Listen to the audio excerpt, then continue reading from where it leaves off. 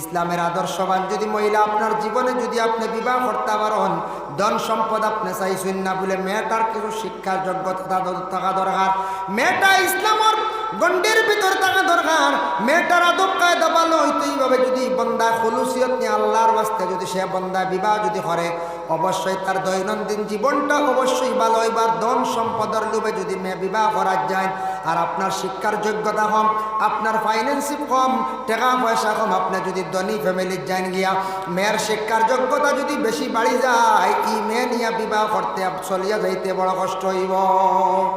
বিবাহর দিন ধার্য করার সঙ্গে সঙ্গে যে কোনো দিন ধার্য করতে পারবা, তবে সপ্তাহ সপ্তাহের মধ্যে একটা বার হইয়া থাকছে গিয়া বাসা আপনার আমার লাগি বালাম। কোন বার? মঙ্গলবার ডে একটু বাসা বালা না যাইজ না জায়েজ আছে, না যাইজ না জায়েজ আছে বলে মঙ্গলবার কুর সম্পর্কে কিতাব আনছন জখিরা মালুমাত। এই কিতাবের মধ্যে আনছন মঙ্গলবার যেটা আছে সেই দিনের মধ্যে সর্বপ্রথম হজরতে মা হাওয়া আলাইহা সালাতু ওয়াস সালামের বেমারে দেখা দিছিল। মঙ্গলবার দিন বিশেষ করিয়া কাবিলে হাবিল হত্যা করছিল। মঙ্গলবার দিন জিন্নাত তকল বেশিরভাগ চলাফেরা করেন, এর লাগে মঙ্গলবার দিন যেটা আছে ওটা কিছু আমরা লাগি বাসাবালা। আর যে কোনো দিন বিবাহ দিন ধার্য করিয়া বিবাহের মধ্যে আপনারা দিন ধার্য করিয়া বসক। ইয়া আইয়ুহান নাস, হে মানব জাতি, ইত্তাকু রাব্বাকুমুল্লাযী খালাকাকুম মিন নাফসিন ওয়াহিদা। খানে কোয়া বান্দারে, ও বান্দা তুমি আল্লাহ পাক রব্বুল আলামিন দে ডরাও। খানে কোয়া হইল ও কারণে কোয়া হয়, আগে তুমি কিন্তু ছিলাই তোমার মা এবং বাবার দায়িত্বে, তুমি নিঃস্বাধীন আসলাই, একা আসলাই। এখন তোমার উপরে কিছু শরীয়তের দায়িত্ব আর তোমার উপরে কিছু বুঝা উঠে।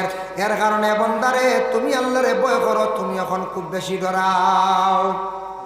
খালাকাকুম মিন নাফসিন ওয়াহিদা, সর্বপ্রথমে একজন সৃষ্টি করছেন। ওয়াহিদা দি মুরাদ একজন, যে ব্যক্তি হযরতে আদি পিতা আমরার হযরতে আদম আলাইহিস সালাতু ওয়াস সালাম। ওয়া খালাকা মিনহা যাওজাহা, আর আল্লাহ পাক রব্বুল আলামিন সে আদম তাকে একজন জওজা সৃষ্টি করছেন, একজন মহিলা সৃষ্টি করছেন, যার নাম হইল হযরতে হাওয়া আলাইহাস সালাতু ওয়াস সালাম। ও বান্দা তুমি তোমার পিছনের জিন্দেগির দিকে তাকাও। সর্বপ্রথমে আমি আল্লাহ আদম সৃষ্টি করলাম, আদম তাকি মা হাওয়ার আমি আল্লাহ সৃষ্টি করলাম। আর আমি তোমার কই আর তুমি হুশ করো, তুমি আমার ভয় করো। এখন তোমার উপরে কি আর কিছু দায়িত্ব আর তোমার উপরে জিম্মার। বিবাহ করার পরে একটা দায়িত্ব আই যায় না, না কই যায়। এর আগে তো ফ্রি আসলাম, বাবার হোটেল খাইছি নিঃস্বাধীন, কোনো চিন্তা আসলো না, দায়িত্ব আর। যার জন্য বিশেষ করিয়া আল্লাহ কইত্রা ওয়াবাসসা মিনহুমা রিজালান কাসীরান ওয়া নিসা। এই আদম হাওয়াত তাকে আমি আল্লাহ পাক রব্বুল আলামিনে অসংখ্য সন্তান আদি সকল দান করছি, পুরুষও দান করছি, নারীও দান করছি। এক রাওয়ায়াতের মধ্যে আছে মা হাওয়া আলাইহাস সালাতু ওয়াস সালামের পেটত থাকি আল্লাহ 40 জন সন্তান আদি দান করছেন। এখন কুরযুগা যদি কোন মহিলা যদি সন্তান তার পেটত থাকি 7 জন 8 জন 10 জনের যদি সন্তানের মালিক হয়ে যায়, কোনো বাবা যদি এইভাবে সন্তানের মালিক হন, তাহলে কিছু সংখ্যক মানুষেরা কি করেন, কমেন্ট করেন না অত সন্তান দেবা, হ্যাঁ তা কইন না নি, এটা আসলে কইতা না, এটা আসলে কইতা না, কই দিতাম মাফ চাকো আল্লাহর কাছে তওবা করব। নবীজি কইছেন সন্তান বেশি হইলে বলা তোমার গুরু বাড়িল, দোয়ার জায়গা বাড়িল। হ্যাঁ, কিন্তু আমরা সরকারে একটা নিয়ম নীতি করছেন যে সরকারের নিয়ম অনুযায়ী কেউ সন্তান বেশি বাড়াইতে পারবেন, জি না। যার জন্য আল্লাহর বান্দেগান আল্লাহ পাক রব্বুল আলামিনে জানাইছেন, ও বান্দা তোমার উপরে কিছু দায়িত্ব আসে। আগে তুমি ছিলা একা, এখন যেই সময় তুমি একজন মহিলা তোমার ঘরের মধ্যে আনবাই, স্ত্রী বলিয়া গ্রহণ করবাই, এখন তুমি যদি আর গুনার কাজের মধ্যে যাও, তুমি বরবাদ হইবাই, তুমি ধ্বংস হইবাই। বিবাহের আগে এক গুনাহ করে লিছে, তওবা করছে, আল্লাহ মাফ দিলাইছে, এত বড় তেমন শাস্তি নাই। কিন্তু যদি কোনো পুরুষে কিংবা তো কোনো বিবাহিতা মহিলা বিবাহ করার পরে যদি কোনো পুরুষ এবং মহিলা আবার অবৈধ যদি কাজ করেন, একজন পুরুষে বিবাহ করছেন, বিবাহ করার পরে অন্য কোনো মহিলার সঙ্গে তাই আবার অবৈধ কাজ করছেন, জিনা করে লাইছেন, শরীয়তের হুকুম হইয়া থাকছে গিয়া এই ব্যক্তিরে যদি সাক্ষী প্রমাণে যদি তারে পাওয়া যায়, তারে যদি সাক্ষী প্রমাণে যদি 4 জন সাক্ষীর দ্বারা যদি প্রমাণিত হয়ে যায়, এই ব্যক্তির শরীয়তের হুকুম হইল খমর পর্যন্ত মাটির মধ্যে গাড়িয়া ইটাইয়া মারা, হাতর মারা রে খাঙ্কর মারা, এতে মরে মরি যাও সারায় খমর পর্যন্ত গাড়িয়া কি করা হইতো, হাতর মারা হইতো। পুরুষ হোক মহিলা, কারণ আমরার হিন্দুস্তান ভারতবর্ষ যে দেশ, গণতন্ত্র দেশ, আমরা এটা মাসলা জারি করতাম 12 মনে পঞ্চায়, জি না এটা ভারি না, কিন্তু হিটা আবার ভারি। কোনটা? আযানিয়াতু ওয়াযানি ফাজলিদু কুল্লা ওয়াহিদিম মিনহুমা মিআতা জালদা। পুরুষ এবং নারী যারা জিনা যদি করেন তাদের যদি প্রমাণিতভাবে যদি ধরা যায়, পাওয়া যায়, শরীয়তের হুকুম হইয়া থাকছে গিয়া 100টা তাদের ডান্ডা লাগাও, 100 ডান্ডা দেওয়া হইতো। ডান্ডা ডান কিভাবে হইতো? আপন কেউ মারতানি বলে না, যারা মহল্লাবাসী হলে সাব্যস্ত করবা একজন মানুষকে দিতা, মধ্যমবর্তী মানুষ, একবারে কম বয়সীও নাই, বাচ্চা নাই, বৃদ্ধ একবারে কমজোরও নাই, মোটামুটি জোয়ানকির হালতের একজন মানুষের হাতের মধ্যে খঞ্চি দেওয়া হইতো। এই মানুষ একাধারে 100টা ডান্ডা তানোর ফিরসালের মধ্যে দেওয়া হইতো। এটা হইলে শরীয়তর গো। ইলা ডান্ডা যদি মহল্লাত বা কোনো গ্রাম কোনো বাড়িত জুতে যদি ডান্ডা দেব হয়, আর এটা গুণাত আউরি হয়ে যাইবানি হয়ে যায়, জি না হইবা দোয়া এলা দরিলে 100 ডান্ডা, তা মহল্লাত সারার সামনে 100 ডান্ডা। মদ যদি কোনো পুরুষে পান করেন, মদ পান করেন নেওয়ালা কোনো পুরুষের সাক্ষী প্রমাণে যদি 3 জন যদি সাক্ষী পাওয়া যায়, ঊর্ধ্বে 4 জন নিচে 3 জন সাক্ষী প্রমাণে যদি তারে পাওয়া যায়, মদ পান করেনেওয়ালা ডান্ড হইল গিয়া বলে 80 ডান্ডা। মদ খানেওয়ালা ডান্ডা কতটা? 80 ডান্ডা। বুধবাইত রানী 20 কমছে, হেরা রইল 100, আর মদ পান করেনেওয়ালা ব্যক্তির ডান্ড হইল কতটা? বলে 80টা।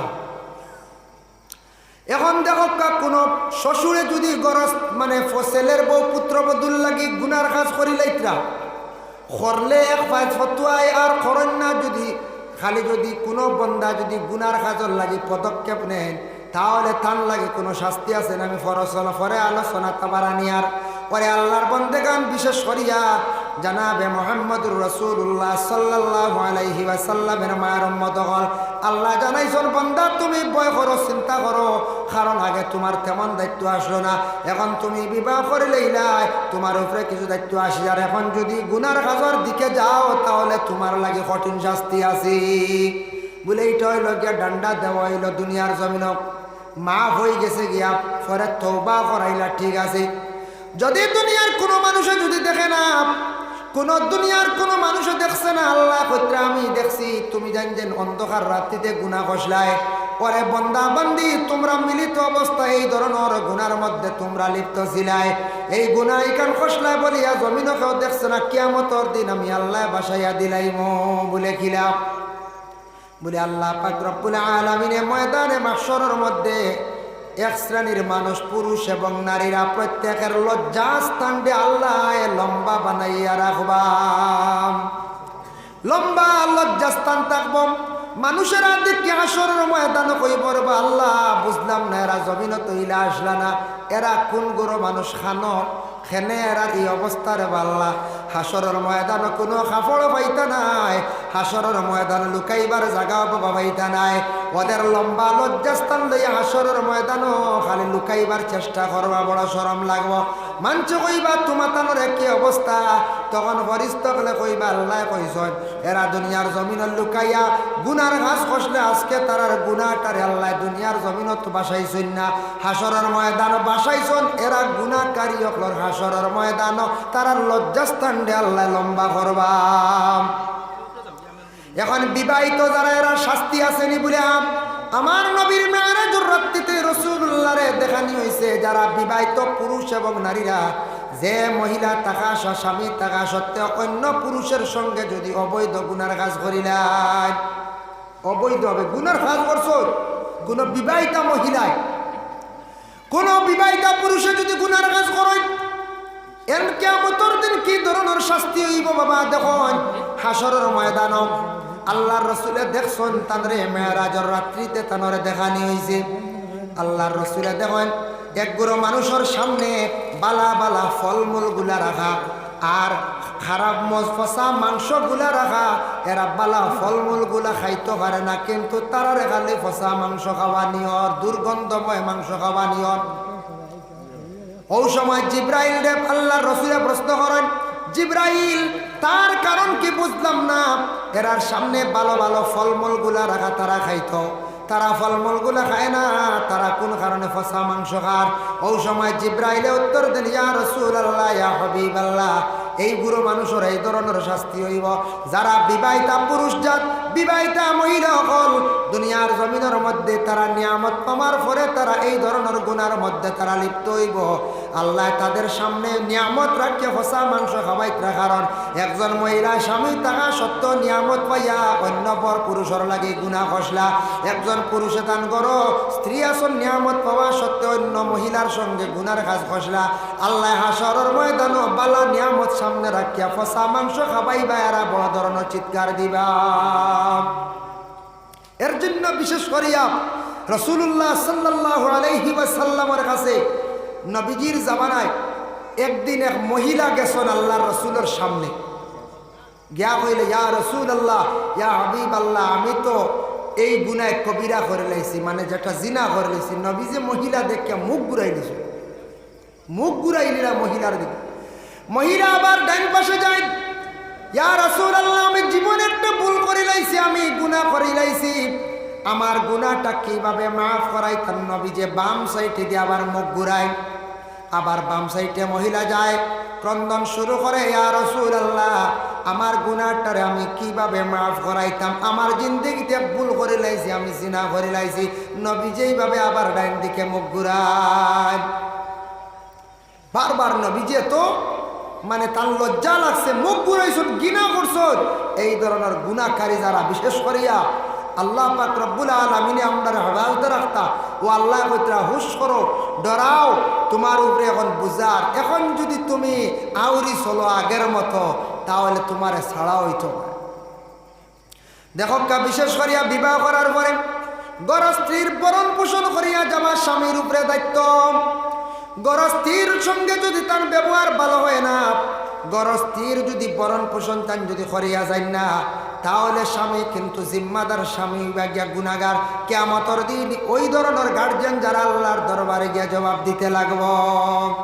এর জন্য আল্লাহর বান্দেগান আবার আল্লাহ পাক রব্বুল আলামিন ঘোষণা করেন, ওয়াত্তাকুল্লাহাল্লাযী তাসাআলুনা বিহি ওয়াল আরহাম। আবার আল্লাহ জানান, বন্দারে তুমি আমারে ডরাও, তুমি আমারে ডরাও, আমি আল্লাহর জাতর কাছে তুমি যেন সোয়াল করডায়, যেটা সোয়াল করডা আমি তোমাদের রে দান করি, আর কিন্তু যেটা হইত্রা আমি তোমার দান করি, আর ইহা তককে তুমি তান সব কিন্তু রেহমর মধ্যে, মার রেহমর মধ্যে আসলাই। মার রেহমত থাকা অবস্থা আমি আল্লাহ তোমাদের রিজেক গুলো আমি আল্লাহ জমিন রেডি করিয়া রাখছি। ইন্নাল্লাহা কানা আলাইকুম রাকিবা, বেশক আল্লাহ পাক রব্বুল আলামিন ওই লাগিয়া বন্দাদের প্রতি বড় নিগাহবান। যে বন্দায় আল্লাহর যতরে আল্লাহ বলিয়া বিশ্বাস করব, আল্লাহরে মানব, আল্লাহ আমার স্রষ্টা বলিয়া সে বিশ্বাস করব, আল্লাহর যাতে তোর দয়াবান নিগাহবান হন, এই বন্দারে বিশেষ করিয়া আল্লাহ বড় দয়া করেন, মায়া করেন। আর যে বন্দা আল্লাহর একবারে ভুলি যায়, এই বন্দারে আল্লাহর যাতে একবারে ফিস দিলাই। আমরা কই জানি আল্লাহ কিতা আমার বেদয় হয়ে গেল, তা কই জানি, কিন্তু আমি নমাজ পড়িনি সঠিকভাবে সব, আমার বাড়ি বেমার ছাড়ে না, হত হয় না, হত হয় না। আমি যদি আল্লাহরে যদি ইয়াদ করি না, ফাজকুরুনি আযকুরকুম, আল্লাহ কইতা তুমি আমার জিকির করো, আমি তোমার জিকির করব, তোমার জিকির করব, জিকির দি মুরাদ তাফসীর আনচন, তুমি আমারে ইয়াদ করো, আমি তোমারে ইয়াদ করব। এর জন্য আল্লাহর বন্দেগান আবার আল্লাহ পাক রব্বুল আলামিনে আপনারে আমারে হুশ করিয়া দিতরা, কারণ তুমি বিবাহ করার পরে তোমার হয়তো অভাবে দেখা দিলাইতে পারে।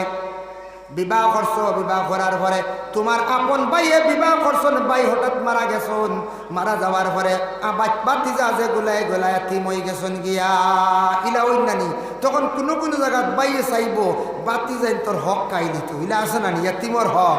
ও আল্লাহ কইরা হুশ করো, এখন তুমি আরো কিছু খেয়াল করা লাগবে। ওয়াতুল ইয়াতামা আমওয়ালাহুম ওয়ালা তাতাবাদদালুল খাবিসা বিত-তাইয়্যিব, তুমি তান এতিমর মাল যেটা সেইটার প্রতি লালস করিও না, এতিমর মাল তুমি তান বদলা বদলি করিও না। বলে বাতিজান ছোটো আসন, বাতিজান যে কম দামি বিটা একটা দিলাই আমি দামি একটা লইয়া যাই গিয়া বাই যেহেতু নাই, বাতিজান যে কম দামি জায়গা ওখান দেয় আমি দামি ওখান লইয়া যাই। এইভাবে তোমার বাইর সম্পদ পানেওয়ালা ওয়ারিসইলা সন্তান এতিমর সম্পদ তুমি তার লালস করিও না, এতিমর সম্পদের দিকে তুমি অগ্রসর হইও না। কারণ এটাছে এতিমর মাল তবদিল করিও না, বদলা বদলে তুমি করিও না। আল্লাহ কোরআন অন্য জায়গায় ঘোষণা করেন এতিমর মাল খাইলে কি হয়, ইন্নাল্লাযীনা ইয়াকুলুনা আমওয়ালাল ইয়াতামা যুলমান ইন্নামা ইয়াকুলুনা ফী বুতুনিহিম নারা ওয়া সায়াসলাউনা সাঈরা। আল্লাহ জানান যারা এতিমর হক এতিমর সম্পদ তারা খাই নিল, খানেওয়ালা ব্যক্তিদের জন্য আল্লাহ জানান বন্দা তুমি জানিয়া রাখিও তোমার হালে কে পেটের মধ্যে তুমি আগুন ঢুকাইলাই। এতিমর মাল খাওয়া মানে কোরআন তাকি উপদেশ আপনার আমার জন্য বলে এতিমর মাল খাওয়া মানে পেটো আগুন ঢুকানি। তারপরে আবার আল্লাহর যাতে ঘোষণা করেন ওয়ালা তাকুলু আমওয়ালাকুম ইলা আমওয়ালিকুম, তুমি তান খাইও না মালগুলা যে মালগুলা কিন্তু তোমার পক্ষে না। ইলা আছে না কোনো মানুষে মালর প্রতিও কোন লালস করিলাই, যে মালটা আপনার পক্ষে নাই এটা আপনার জন্য নয়। কোনো সময় কোনো মানুষের সম্পদটা আপনি খাইলিছেন, এইভাবে যদি তুমি মাল যদি খাইয়া তা করে বন্দা আল্লাহ কইতরা ইন্নাহু কানা হুবান কাবীরা, অন্যর হক অন্যর সম্পদ খাওয়া এটা থাকছে গিয়া বড় ধরনের গুনাহ। পরর হক খাওয়া পরর হক দাবিয়া খাওয়া এটা হইছে গিয়া কিনা অন্য ধরনের গুনাহ। আবার আল্লাহ ঘোষণা করেন وَإِنْ خِفْتُمْ أَلَّا تُقْسِطُوا فِي الْيَتَامَى فَانكِحُوا مَا طَابَ لَكُم مِّنَ النِّسَاءِ مَثْنَى وَثُلَاثَ وَرُبَاعَ وَإِنْ خِفْتُمْ أَلَّا تُقْسِطُوا فِي الْيَتَامَى। আল্লাহ এখন এতিম মহিলা যারা আছেন এরা তুমি তেন বিবাহ করো। যদি তুমি ডরাই যাও তাহলে সাইয়া একজন মহিলা তোমার জিন্দেগিতে বিবাহ করো। এর তাকি বোঝা গেল, কোরআন তাকি বোঝা গেল এতিম মহিলা হল বিবাহ করলে ফায়দা বেশ। কারণ তফসির আঞ্চন এতিম মহিলা বিবাহ করলে জীবনে তুমি সুখী হইবা, ফায়দা বন্ধ হইবা। যে মহিলার বাবা নাই, বাবা মারা গেছেন এতিম মহিলা, এই মহিলা তোমার বাড়ির যাওয়ার পরে স্বামীর মা চাইব, স্বামীর মন সবসময় স্বামীর প্রতি খেয়াল করবো, কইবরে আমার বাবা নাই আমি অসহায় একজন মহিলা। তখন মেয়েটায় স্বামীর বাড়ি বড় নরম হইয়া খাইব। আমরার দেশ মানুষে এতিম মহিলা বিবাহ করতে চাই না। যদি শুনেন মেয়ে সুন্দরও আছে ঠিক আছে, কিন্তু মোটামুটি আছে, কিন্তু শ্বশুর নাই না বা ইনু না, শ্বশুর নাই মজা নাই, শ্বশুর দিয়ারে মজা নি হচ্ছে। শ্বশুর যখন বড় থাকলে মানে বড় মশা হইত না কি আল্লাহ জানো জি। হ্যাঁ একবার হয় না না এতিম ইনু শ্বশুর নাই বিয়া করি আনবো ওটা হইন না নি। রসুল্লাহ খাদিজারে বিবাহ করলা, এই সময় তার বাবা আসলা নি বলে জি না, তার চাষা আসলা, চাষার কাছে বিবাহের পয়গাম গেছে। খাদিজার পক্ষ থাকি বিবাহের পয়গাম আসছি, কিন্তু চাষায় দায়িত্বশীল হিসাবে খাদিজার বিবাহ দিলা। নবীজি এতিম বৃদ্ধা মহিলার বিবাহ করলা, কিন্তু আমরা বাঁচিলাই বাপ নাই না রে বা ইনু আমায় লাভ নাই, ইনু বিয়াইও নাই এক ঘুরে কইব ইনু কিচ্ছু হইতাম হইতাম না, একবারে খালি ঠুলা লই আই কথা আছে নানি। আমরা লুব খালি কিলা খালি ছেলে বিয়া করাইতাম আর মাল খালি শ্বশুর বাড়ির দিকে খালি আইতো, বিয়ের বাড়ির দিকে খাইতো। মেয়ের বাবা হইল করে বিপদও পড়ল। আমরা দেশ কিছু রেওয়াজ করে লেছি শ্বশুর বাড়িতে যৌতুক দাবি করা বিলকুল কোনো আলিম গেলে হালাল হইতে পারত না, বিলকুল হারাম কইবা। হালাল খোয়ার কোনো ক্ষমতাও নাই, হারাম যৌতুক দাবি না। যদি মেয়ের বাবার যতটুকু ওসিয়ত আন্দাজা সে দেও আপনি এটারে গ্রহণ করক, আপনার দান হিসাবে দিছে, দানপত্র হিসাবে নেই পছন্দ করেন, নতুবা আপনি না। কিছু কিছু জায়গা কিলা আছে বাইক ডিমান্ড করেন, বাইক না হইলে হইতো না। এখন মেয়ের বাবা ওই আরো 1 লক্ষ টাকার বাইক আর এখন এক্সট্রা লাগবেই না না বল যায়। হাই রায় কি যা চল পড়ছে আমরা দেশ। হ্যাঁ এইভাবে এখন মেয়ের বাবায় মেয়ে লালন পালন করিয়া বড় করলা, বিবাহের সময় যদি সারা চার্জ করে চাপ দেয় মেয়ের বাবার কোনো হালত থাকবে না পঞ্চায়েত জি না। পরবর্তীতে আরও মেয়ের বাড়ি যাইতে সময় মশা লইয়াও যাওয়া লাগে, ইফতারি লইয়াও যাওয়া লাগে, এটা ইফতারি সুন্নাত। আর বাকি যেগুলো আছে এটা আমরা দেশের রেওয়াজ, এটা নিয়ে আমরা একবারে জোর জবস্তি করে চাপ সৃষ্টি করে দেই। দেরি করলে এখানে মশা আইতে, এটা মশা আর আনবার খান পিতা ইলো কোনো সময় আতাইও, কোনো সময় হওয়া যায়, এটা দুঃখজনক ব্যাপার, লজ্জাজনক ব্যাপার। আল্লাহর বান্দাগণ, এর জন্য এতিম মহিলার যদি তুমি বিবাহ করতে ভয় করো, ও বান্দা তুমি জানিয়া রাখো, একজন ছায়া তোমার পছন্দনীয় একজন মহিলা তুমি বিবাহ করে নাও। ফানকিহু মা তাবা লাকুম মিনান নিসাই, একজন মহিলা তুমি ছায়া তলব করিয়া বিবাহ করে নাও। মাসনা ওয়া সুলাসা ওয়া রুবা, তুমি বিবাহ করতে পারবা, তোমার শরীয়তে অধিকার দিছে কয়টা বিবাহ করতে পারবা, একই সঙ্গে 60টি বিবাহ করিয়া মহিলারে তুমি রাখতে পারবা। এখন সাইর শরীয়ত আছে, এখন সাইর বিবাহ তো আমরা যাইতাম কিন্তু কোন চাই, জি না, তার লগেও কিছু শর্ত আছে। 60টা বিবাহ করতে পারবেন। শরীয়তে আপনার পুরুষে বিশেষ করে অধিকার দিছে, মহিলাদের কখনো 2 পুরুষ বা 3 পুরুষ অধিকার দিছে না। কোন মহিলা যদি আমি 2 জন স্বামী গ্রহণ করতাম, 3 জন স্বামী গ্রহণ করতাম, বিলকুল জায়েজ না, হারাম। এটা আমাদের ইসলাম ধর্মে মহাগ্রন্থ কোরআনেও নাই, হাদিসেও নাই। এর জন্য আল্লাহর বান্দাগান, বাংলাদেশে শুনছেন তো আপনারা, তসলিমা নাসরিন নামে একজন মহিলা ছিল, যে মহিলা অতি শিক্ষিত জ্ঞানী একজন মানুষ ছিল, যে মহিলা তান পক্ষতে হইলে আমি কোরআনের এই হুকুমটার এই বিধানটার আমি মানি না বলে এখানে মহিলারে জিজ্ঞাসা করা হয়, তখন তসলিমা নাসরিনে ওই সময় তাই উপস্থাপন করলা, একজন পুরুষে খেনে 4 জন বিবাহ করতে পারে, আর আমরা মহিলা হলে খেনে আমরা 4 জন পুরুষ বিবাহ করতাম পারি না, খেনে আমরা সে অধিকারটা আমরা নেই, টাইম মানি না। কোরআনের বিপক্ষে মাতার কারণে কোরআন অপমাননা করা আরম্ভ করলো ইসলামিক রাষ্ট্র, যেহেতু তারা এমনভাবে তসলিমা নাসরিনে ধরার জন্য চেষ্টা চালাইছে। সেই তসলিমা নাসরিন ভারতের মধ্যে আগমন করছেন, ভারতের মধ্যে উপস্থিত হয়েছেন, বাংলাদেশ ছাড়িয়া ভারতের মধ্যে তাই বর্তমানে আসন। কোরআনের হুকুম মানছেন না, বিধান মানছেন না, এনরে আমরা রাখতে চাই না। তসলিমা নাসরিন দেশ ত্যাগ করা লাগছে, দেশ ত্যাগ করা লাগছে। বর্তমানে ভারতে কলিকাতা আসেন না, না কলকাতা রাজ্যে আসন। এর জন্য বিশেষ করিয়া একজন পুরুষের 60টি বিবাহ। এখন যদি আমরা শুনি হয় 4 বিবাহ করতাম, আল্লাহর হাওলা, এটা কিছু শর্ত আছে।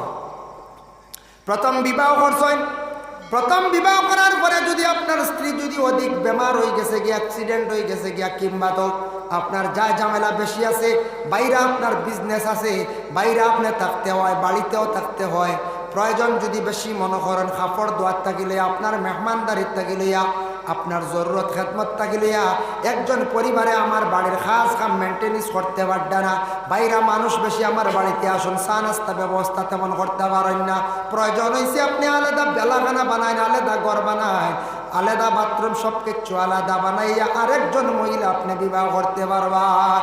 এইভাবে আলাদা ঘর লাগবো, আলাদা বিল্ডিং লাগবো, সব কিছু আলাদা লাগবো। নতুবা আপনি যদি আওরি বিবাহ করেন, তাহলে আপনার বিবাহটা শরীয়ত সম্বন্ধে জায়েজ হইতো না। আল্লাহুম্মা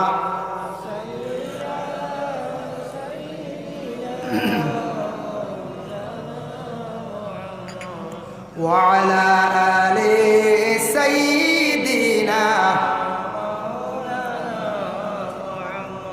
আল্লাহুম্মা সাল্লি আলা সাইয়্যিদিনা মাওলানা মুহাম্মদ ওয়া আলা আলি সাইয়্যিদিনা। আচ্ছা, আবার আল্লাহর কাছে ঘোষণা করেন, ওয়া ইন খিফতুম আল্লা তা'দিলু ফাওয়াহিদা, প্রয়োজন আপনার নাই, তখন আপনি কি করেন, 1 বিবাহ করেন, বাস কাফি, অতটুক পর্যন্ত দাহক। 1 বিবাহ করলে সুখের সংসার হয়, শান্তি থাকে, পরিবারের মধ্যে সুখ শান্তি আসে। যদি একজন মেয়ে যদি আপনি ইসলামের যদি পারদর্শী, ইসলামের আপনার শরীয়ত মোতাবেক যদি বিবাহ যদি আপনি করেন, ইসলামের আদর্শবান যদি মহিলা আপনার জীবনে যদি আপনি বিবাহ করতে পারেন, ধন সম্পদ আপনি চাইছেন না বলে মেয়েটার কিছু শিক্ষার যোগ্যতা থাকা দরকার, মেয়েটা ইসলামের গন্ডির ভিতর থাকা দরকার, মেয়েটার আদব কায়দা ভালো হইতেইভাবে। যদি বন্দা খুলুসিয়ত নিয়ে আল্লাহর ওয়াস্তে যদি সে বন্দা বিবাহ যদি করে, অবশ্যই তার দৈনন্দিন জীবনটা অবশ্যই ভালো হইবার। ধন সম্পদের লোভে যদি মেয়ে বিবাহ করা যায়, আর আপনার শিক্ষার যোগ্যতা কম, আপনার ফাইন্যান্সিভ কম, টাকা পয়সা কম, আপনি যদি ধনী ফ্যামিলির যান গিয়া মেয়ের শিক্ষার যোগ্যতা যদি বেশি বাড়ি যায়, ই মেয়ে নিয়ে বিবাহ করতে চলিয়া যাইতে বড় কষ্ট হইব। প্রায় ফ্যামিলি তিলা হয়ে যায় মেয়ের শিক্ষার যোগ্যতা বেশি, কোয়ালিফাইড মহিলা, কিন্তু ছেলের শিক্ষা কম, ছেলের দুর্বলতা, শ্বশুর বাড়ির সম্পদ বেশ, ই স্বামীর ই ছেলের ইজ্জত তেমন থাকে না, শ্বশুর বাড়ি গেলে তেমন দামও দেন না বলি, দাম দর বেশ পয়সা করি নাই হইনি না সাইয়া দেখুন জানি তা চলের ওলা না না, ই বেটার পয়সা করি বেশ নাই, ভাজির কিচ্ছু নাই, দামও কমে যায়। মেয়েওয়ালা আবার খুব বেশি গরম হইব মাঝে মাঝে, আমার তো বাবার সম্পদ আছে, বাইয়ান আছে, বিল্ডিং আছে, ঘর আছে, আমি তা পরবা করতো না, আপনার স্বামী হিসাবে গণ্য করতো নাই। এর লাগি স্তর মিলাইয়া, ক্যাটাগরি মিলাইয়া আপনি বিবাহ করেন, আপনার জীবন ধন্য হইব, ফায়দা হইব। আল্লাহর বান্দাগণ, জরুরত নাই দুই বিবাহ করার, আপনার স্ত্রী ভালো, আপনার খেদমত ঠিক আছে, আপনার পরিবারের সম্পূর্ণ কাজগুলা চলে যাওয়ার কোনো অসুবিধা নাই। সন্তানও পাইছেন, যদি জানতাম সন্তান পাইছেন না আরেকটি বিবাহ আপনি করডা, কোনো অসুবিধা নাই। তাহলে কোরআন আল্লাহ যাতে ঘোষণা দিতরা, ফাইন খিফতুম আল্লাহ তাআদিলু ফাওয়াহিদা, ও বান্দা তোমার জন্য বস কাফি, একটি বিবাহ তুমি করো, আর লাগে না। ওয়া আতুন নিসা সাদকাতিহিন্না নিহলা, এই সাদকাতিহিন্না নিহলা দি মুরাদ ইয়া থাকছে প্রত্যেকে তোমাদের গরস্তির মোহরটারে তুমি তেনা আদায় করো। আমরা দেশে এটার আওয়াজ হয়ে গেছে, মোহরটা বেশিরভাগ দরা নিয়ে বাকি থাকি যায়, বাকি থাকে নানা কইনজান বাকি থাকে, কিন্তু মাঝে মধ্যে আপনি গফ করিয়া আপনার গরস্তির কাছ থাকি রাখবা, ইলা সারা জিন্দগি হয়তো কেউ খাটাই লাইতরা মোহরের ব্যাপারে কোনো স্ত্রীরে কোনো কিচ্ছু আপনি দিছেন না। ঘরের বিবির আপনি কইতা গো বিবি বিবাহ হয়ে গেছে, প্রায় সন্তানেরও মালিক হয়ে গেলাম, আজকে 1 বছর 1.5 বছর হয়ে গেছে গিয়া, আমার তেমন টাকা পয়সা সম্পদ তেমন নাই, জমিন এক বিঘাও নাই, মানে কেয়ার নাই, টিলাও নাই, বিটাও নাই, শুধু বাড়িটা, শুধু খালি আমার এখন বাড়ি আছে, তোমারও তো কিচ্ছু দিবার নাই, তুমি আমার ঘরে থাকরায়, তোমার মোহর সম্পর্কে দেওয়াত লাগলে বাড়ি বিক্রি করা লাগবো। এখন আমি তোমার সঙ্গে আলোচনা করি আর গল্প করি আর গো বিবি, আমি যদি মরি যাই তাহলে তুমি আমার মোহরের দাবিটা ছাড়ি দিও। ইলা শত শত মহিলা বলে স্বামী মারা যাওয়ার পরে মোহরের দাবি ছাড়ি দিন না, কর্তব্য এটার থেকে সাদকাতিহিন্না নিহলা দি মুরাদ হইল যার যারি মোহর আদায় করো। আচ্ছা বাকি দিয়া আনছো গপ করি আর কি দিও, আমি মরি গেলে উঠা শিকান তুমি মোহরের মধ্যে নিয়ে গিয়া, আমি যদি মারা যাই তুমি অমুক জায়গার তলা ওখান নিয়ে গিয়া আমার মরর মাঝে, আমি যদি হঠাৎ মারা যাই মরর মাঝে তুমি অমুক বিটা একটা লিয়া যাইও গিয়া, আমি যদি মারা যাই ব্যাংক টাকা আছে 2 লক্ষ গুণ তুমি মোহরের মধ্যে লিয়া যাইও গিয়া। হইয়া রাখ এখান গফ করিয়া রাখতা, আমরা কোন সময় কই জানি হজ যাইতে আমরা লাগলাম ও দাবি দুয়া ছুটালি না, নিয়ম হইলে রাতটা কিয়া হওয়া আরম্ভ হয়েছি, তো বাকি সম্পূর্ণ বাকি হজ যাইতে আমরা বেশি দাবি ছুটাই, ও আড়াই মনে না নিও সপ্তাহ ইকার ঠিক আছে, কিন্তু এর আগে আমরা গফ করিয়া রাখতা, হইতা মরি গেলে ও বাচ্চাকে নিয়ে গিয়া আরেকজন ডলা হইয়া রাখতা, বা আমার গাড়ি ওখান মরর মাঝে দিলাই থানারে, যদি হঠাৎ আমি কোনোদিন মরি যাই আখতা বা বেমার করছেন আপনি বুধবাইতে মারা যাইতে পারো বলে গাড়ি ওখান নিয়ে তোমার মরর মাঝে ছিলে 2-2.5 লাখ হয়ে ভাই ওখান বেশি সারাই দিলাই ও তো শেষ। আল্লাহর বান্দাগণ, এর জন্য বিশেষ করিয়া আমি পবিত্র কালামুল্লাহ শরীফ থাকি বিশেষ করিয়া আমি যতটুকু আলোচনা করলাম, এখন আরো সামান্য আপনাদের সম্মুখে আমি আলোচনা করার যে আর আল্লাহ পাক রব্বুল আলামিন আবার ঘোষণা করেন, ইয়া আইয়ুহাল্লাযীনা আমানু লা ইয়াহিল্লু লাকুম আন তারিসুন নিসা কারহা। এই আয়াত নাজিল হইছে বড় মজার কথা। আগে এক সময় আসলো, এক যুগ আসলো, বিবাহিতা মহিলাগুলোর স্বামী মারা যাবার লগে লগে যে মহিলা কম বয়সী, এরা আসন না কোনো মহিলা 2 বছর হয়েছে স্বামী মরি গেছেন, 3 বছর হয়ে গেছে স্বামী মরি গেছেন, এই মহিলারে বিবাহ করার লাগে অনেক পুরুষ লোক আগ্রহী থাকতা, যেই নাগে ওলা এখন চাদর বা রুমাল ই মহিলার গাত নিয়ে আগে দিতে পারবা বা যত দামি দিবা ই মহিলার তেন বুকিং করিল্লা এই মহিলার বিবাহ করতাম। ইতা ইদ্যত উদ্যত বিলকুল আসলো না আগে, বুঝাইছিল কোন যুগ? সেই যুগ জাহিলিয়তের যুগ, বুঝাইছেন মহিলারে বুকিং করা। ও বা খালি খবর পাইলা ইন্না লিল্লাহি দৌড়ে খালি চাদর নিয়ে যাওয়া শুরু, খেয়ে গিয়া মোটামুটি আগ মারতে ধারণাওয়ালা করা, কিন্তু কিতাবও লেখা তফসিরও দেখলাম রেওয়াজ আসলেও স্বামী মারা যাওয়ার পরে যেন আগে গায়ের মধ্যে চাদর জড়াইয়া দিতা এই ব্যক্তি এই মহিলারে আগে বিবাহ করতে পারতাম। এই রেওয়াজ আসলো, ইদ্যত আসলো। তখন এমন অবস্থা দেখা দিল আহলে আরবের মধ্যে মহিলাগুলোর স্বামী মারা গেলে অনেক পুরুষেরা আগ্রহী খালি সেই মহিলারে বিবাহ করতাম। মহিলার খান্দন রইল, স্বামী নাই, স্বামী মারা গেছেন। মহিলাদের স্বামী যদি মারা যান মনে করুন আসমান ভাঙ্গিয়া মাথার মধ্যে পড়ে গেছে গিয়া। আমরা দেশ কিছু মা বইন হলে কোনো সময় এই ধরনের কমেন্ট করায়, কোনো মহিলার স্বামী মারা গেলে কইবা মহিলায় বড় অলক্ষী গেজামাই খাইলাইছি, ওটা হই না, আপনারা এইবা মনে কইন না। যাই হোক, কোনো স্বামীর যদি স্ত্রী মারা যায় স্বামীর কইবা বড় অলক্ষী মানুষ, ইগে তার ঘরের বিবি খাইলাইছে। নাউজুবিল্লাহ, যদি কেউ কইয়া তখন তওবা করবা। আল্লাহর যাতে কোন কারণে আল্লাহ তার নিয়ামত ছিনাইয়া নিলা, আল্লাহর হুকুম হয়েছে আল্লাহ হয়তো খেয়ার পরীক্ষা করতে পারেন। কিবা তো কোনো মহিলা দুষ খসলা, দুষর কারণে আল্লাহ তানরে কঠিন শাস্তি দিতরা, তোমার স্বামীরা আমি আল্লাহ ছিনাই আনেছি। কোনো পুরুষরা কইতা তুমি কোন ধরনের বড় অপরাধ করছো, স্ত্রীর সঙ্গে ভালো ব্যবহার করছো না, দুর্ব্যবহার করছো, তোমার গড় স্ত্রী যে এই বড় দুঃখ কষ্ট করছো না, খান্দিছ না আল্লাহর দরবার, আল্লাহ আপনি আমারে উঠাইলেন। ওই সময় আল্লাহ দোয়া কবুল করছে, স্ত্রীর আল্লাহ উঠাই লাইছে। তুমি আর একজন মহিলা বিবাহ করছো, আগর স্ত্রীটা কি এখন স্ত্রী নিয়ে তুমি জীবনে তেমন সুখী হইতে পারতাই নাই। এরা কত বন্ধ হলে 2 নম্বর বিবাহ করিয়া 2 নম্বর স্ত্রীর কারণে জমিনও বড় খান্দিতাম। এটা প্রায় জায়গা পাওয়া যায়। প্রথম বিবাহ করছো শেষ বাদে কইরা সুখী হইব, পরর স্ত্রী যে খানদেরই ঘুরাইতরা এসে আর মুখ খুলি হইবার জায়গা নাই। হ্যাঁ, ইলা অয়, যার কারণে বিশেষ করে এই আয়াত নাজিল যখন হইল, ইয়া আইয়ুহাল্লাযীনা আমানু, ও ঈমানদার আল্লাহ, ইয়াহিল্লু লাকুম, তোমাদের জন্য হালাল নাই, লা ইয়াহিল্লু লাকুম আন তারিসুন নিসা কারহা, যে মহিলার স্বামী মারা গেছন এইভাবে তুমি তার জোর জবস্তি করিয়া বিবাহ করা যাইও না। যার জন্য আল্লাহর বন্দেগান জোর জবস্তি করিয়া বিবাহ করা কোরআন নিষেধ করছি। আমরার দেশ কিছু জোর জবস্তি আরম্ভ হয়েছে বাবা, দুঃখ লাগে দেখিয়া, কোনো সময় লজ্জাও লাগে। অনেক মহিলা হল বিবাহিতা, স্বামী গেছন দূর দেশে, মেঘালয়, চেন্নাই, কিবা তো মিজোরাম, কিবা তো মিডিল ইস্ট গেছন গিয়া, মিডিল ইস্ট গেছন বিভিন্ন রাষ্ট্রের মধ্যে, কিংবা তো বিভিন্ন রাজ্যের মধ্যে একজন স্বামী গেছেন রোজি রোজগারের প্রয়োজন, বিশ্বাস করিয়া গরস্থিরে বাড়ির মধ্যে রাখিয়া গেছেন। ওই সময় গরস্থির সঙ্গে আর একজন পুরুষের সম্পর্ক পাতিয়া সে কিন্তু করল বড় খারাপ কাজ।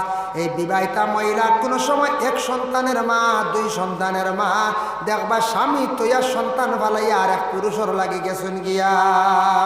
ইলা ওই যা কোনো কোনো জায়গা অ্যাক্সিডেন্ট হয় নারী মাঝে মধ্যে, খুব লজ্জাজনক ব্যাপার।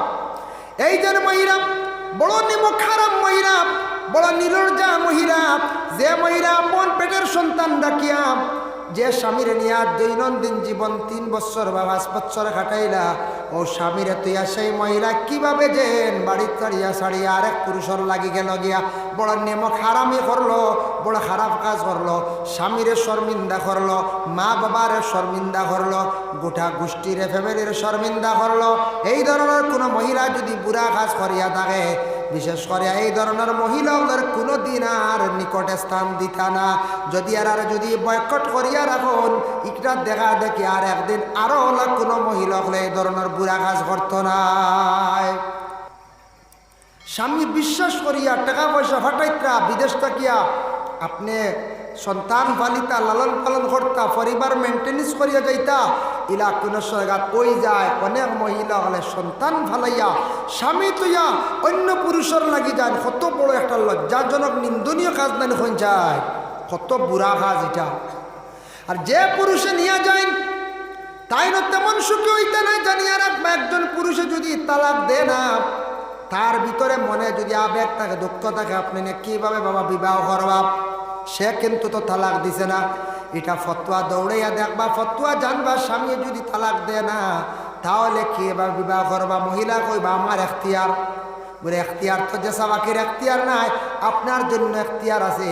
কোনো মহিলার স্বামী যদি দূর দেশে বিদেশ বাড়ি গেছেন, রুজি রোজগারে গেছেন, গিয়া স্বামী হয়তো হারিয়ে গেছেন কিবা, তো কোনো খোঁজ খবর লইন না, ফোনও করেন না, টাকা পয়সা দিন না, পূর্ণ 2 বছর হয়ে গেছে মহিলায় কোনো খোঁজ খবর নাই, স্বামীও কোনো খোঁজ খবর লইন না। 2 বছর পূর্ণ হওয়ার পরে মহিলায় আরেক স্বামী তার এখতিয়ার আছে, গ্রহণ করতে পারবা।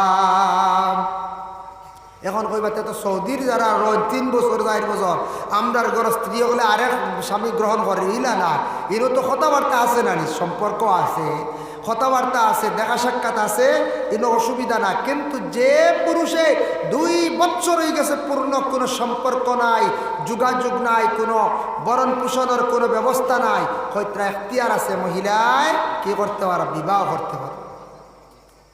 আল্লাহর বান্দাগানের জন্য এই আয়াত নাযিল হওয়ার লগে লগে ইদ্যত পুরো হয়ে গেল, গিয়ে ইদ্যত হয়ে গেছে, গিয়ে একজন মহিলার স্বামী মারা গেছেন, মারা যাওয়ার সঙ্গে সঙ্গে এই মহিলা ইদ্যত পুরা করতে 4 মাস 10 দিন। যে মহিলা ইদ্যত পুরা করবা, এই মহিলা জানিয়া রাখো, ইদ্যত পুরা করবা গায়ের মধ্যে সাদা কাপড়, মানে গায়ের মধ্যে লাগাইয়া মহিলা কাপড় বা একবার চাইবা, স্বামীর কথা স্মরণ করবা।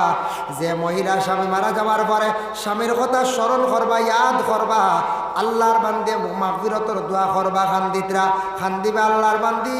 এই ধরনের যদি নেক আমল যদি করেন, সঠিকভাবে ইদ্যত পুরা করেন, নবীজি ফরমান এইভাবে সঠিক ইদ্যতকারী মহিলা হলর ইদ্যতর বরকতে আল্লাহ স্বামীরে কবরের আযাব থাকি আল্লাহ মাফ দিবা, সুবহানাল্লাহ।